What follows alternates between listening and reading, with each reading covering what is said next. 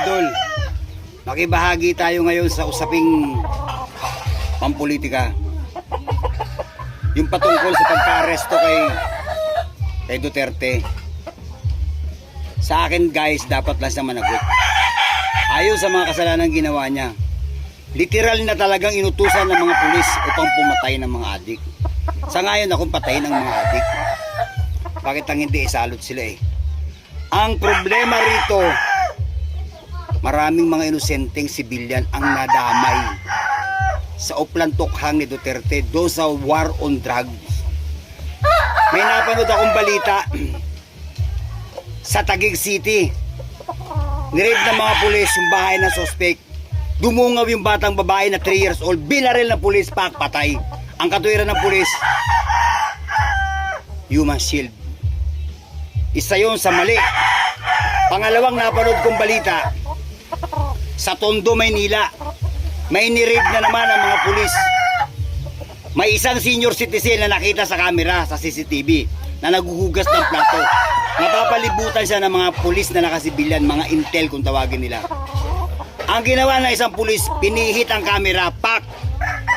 Pagkatapos narinig, puk, patay na yung matanda, nanlaban daw. Hindi niya alam, may isa pang CCTV na nakatutok sa kanila. Kaya huli sa camera ang pangyayari. Isa yung guys sa mga mali. At may estudyante sa Caloocan na pinatay din ng pulis. Pinagbintangang adik. At maraming ganitong kwento. 30,000 ayon sa balita ang napatay. Higit sa kalahati nito ay mga inosente at sibilyan. Pero ang war on drug ni Duterte ay hindi para sa Pilipinas, kung hindi para sa negosyo ni Michael Yang na kasabwat sila. Pinapatay ng mga pulis at utos ni Duterte sa pamumuno ni General Bato. Patayin ang mga drug addict na hindi bumibili sa atin. Yun ang meaning ng war on drug. Kaya hindi siya dapat hangaan at biliban. Kasabwat ang mga Chino. Tuloy-tulinadang shabu ang dumating sa bansa na hanggang ngayon hindi mariresolba. Kasabwat si General Paldon at marami pang iba. At ang utos ni Duterte sa mismong kanyang bunganga ng galing. May mga video to. At sino man makapatay, mga adik na to, may kalahating milyon pabuya. Kaya nag-uunahan ngayon ang mga pulis. 2 tao ang biktima rito guys. Didigong, 2. Sino yung 2? Yung pinatay at yung pumatay. Yung pinatay nagduro sa buong pamilya at may kirot sa puso at damdamin. Namumuhi sila sa partido ni Duterte at sa lahat ng lahi ni Duterte. Pangalawang namumuhi, yung pulis na sumunod sa utos ni Duterte. Nakakulong na sila guys. Wala na silang asawa, wala na silang pamilya dahil iniwan na sila.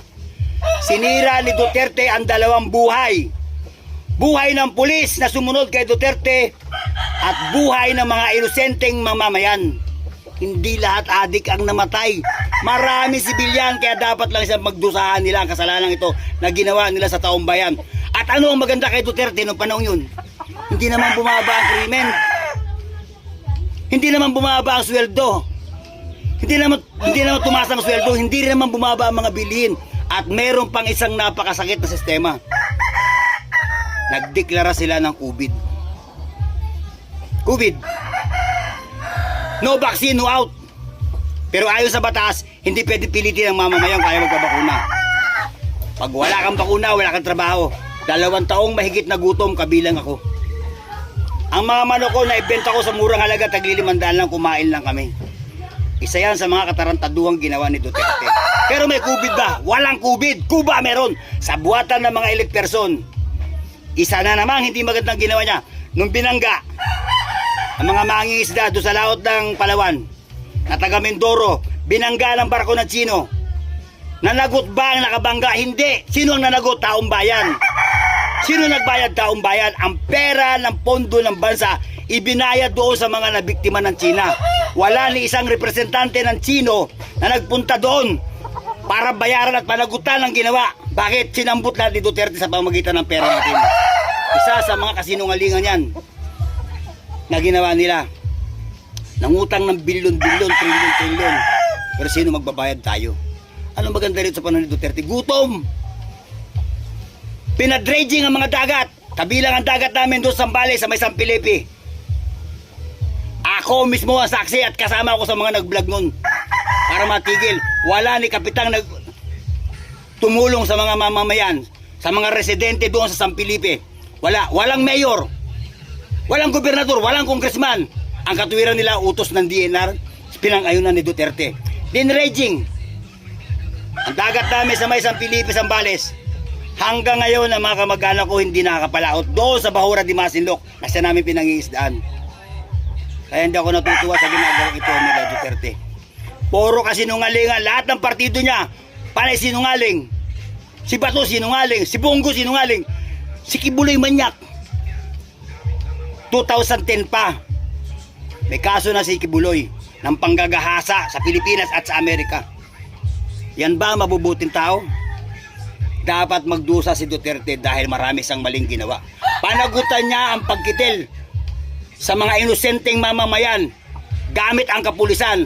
Kaawa-awa ang dalawang nilalang, pulis at yung sibilyan. Ang mga pulis na sumunod sa utos si Duterte, ngayon makukulong din. Sinira niya ang dalawang buhay, guys. Anong kabutihan dito? Yung murahin niya yung Diyos, sasabihin niya, stupido ang Diyos na ito. Your God is not my God. Anong utos niya? Shoot them dead. Shoot to kill. Shoot on sight. Shoot them all. Yan ang bunganga ni Duterte. Bastos na Pangulo. Magandang araw sa inyo, mga buraot na DDS. Ako si Jesse Boy at ito ang buraot kong daigdig.